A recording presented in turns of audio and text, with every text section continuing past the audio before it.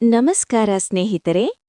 ಇವತ್ತು ನಾನ್ ಹೇಳೋ ವಿಷಯ ನಿಮ್ಮ ಮನಸ್ಸಿನ ಗೊಂದಲಕ್ಕೆ ಪರಿಹಾರ ಆಗ್ಬಹುದು. ಒಂದು ಪ್ರಶ್ನೆ ಕೇಳ್ತೀನಿ. ನಿಮ್ಮ ಬಗ್ಗೆ ಯಾರಾದ್ರೂ ಕೆಟ್ಟದಾಗಿ ಮಾಟ್ನಾಡ್ತಿದ್ದಾರಾ? ನಿನಗೀಗ ಹೇಗನಿಸ್ತದೆ? ನೋವಾಗುತ್ತಾ? ಅಥ್ವಾ ಕೋಪ ಬರುತ್ತಾ? ಅಥ್ವಾ ಮನಸ್ಸು ಡೌನ್ ಆಗುತ್ತಾ? ನಿಜ ಹೇಳಿ, ನಾವೆಲ್ಲರೂ ಇದನ್ನ ಫೀಲ್ ಮಾಡಿದೀವಿ. ಆದ್ರೆ ಇವತ್ತು ನಾನ್ ಹೇಳೋ ಒಂದು ಟ್ರೂತ್ ನಿಮ್ಮ ಮೈಂಡ್ಸೆಟ್ ಚೇಂಜ್ ಮಾಡುತ್ತೆ. ನಿನ್ನ ಬಗ್ಗೆ ಕೆಟ್ಟದಾಗಿ ಮಾತಾಡ್ತಾರೆ ಅಂದ್ರೆ ನೀನು ಸರಿಯಾದ ದಾರಿಯಲ್ಲಿದ್ದೀಯಾ 100% ಅಂತ ಅರ್ಥ. ನೋಡಿ, ಈ ಜಗತ್ತಿನಲ್ಲಿ ಒಂದು ಸಿಂಪಲ್ ರೂಲ್ ಇದೆ. ಯಾರು ಏನೂ ಮಾಡ್ತಿಲ್ಲ ಅಂದ್ರೆ ಅವರ ಬಗ್ಗೆ ಯಾರೂ ಮಾತಾಡಲ್ಲ. ನೀನು ಸೈಲೆಂಟ್ ಆಗಿ ನಾರ್ಮಲ್ ಲೈಫ್ ಬದುಕಿದ್ರೆ ಯಾರೂ ಗಮನ ಕೊಡಲ್ಲ. ಆದರೆ ನೀನು ಚೇಂಜ್ ಆಗೋಕೆ ಶುರು ಮಾಡಿದ್ರೆ, ನೀನು ಗ್ರೋ ಆಗೋಕೆ ಶುರು ಮಾಡಿದ್ರೆ ಅಲ್ಲಿಂದಲೇ ಜನ ಮಾತಾಡೋಕೆ ಶುರು ಮಾಡ್ತಾರೆ. ಯಾಕೆ ಗೊತ್ತಾ?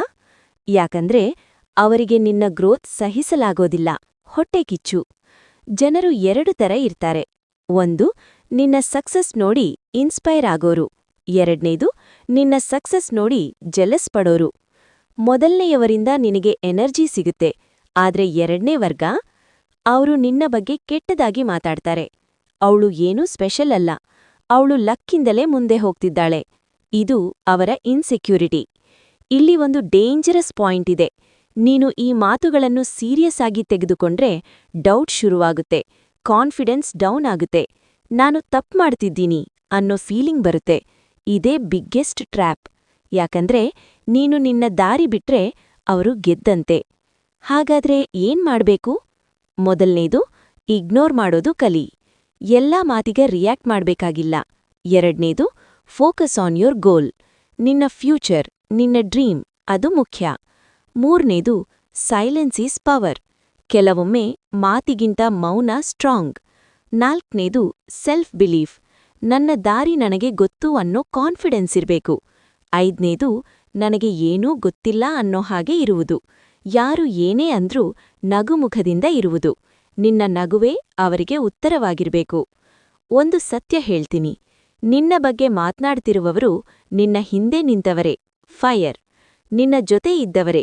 ನಾಯಿ ಬೊಗಳಿದರೆ ದೇವಲೋಕ ಹಾಳಾಗುವುದಿಲ್ಲ. ಆನೆ ನಡಿತಾ ಇದ್ರೆ ನಾಯಿಗಳು ಬೊಗಳ್ತಿರ್ತವಂತೆ. ಆದ್ರೆ ಆನೆ ತಿರುಬಿಯೂ ನೋಡುವುದಿಲ್ಲ.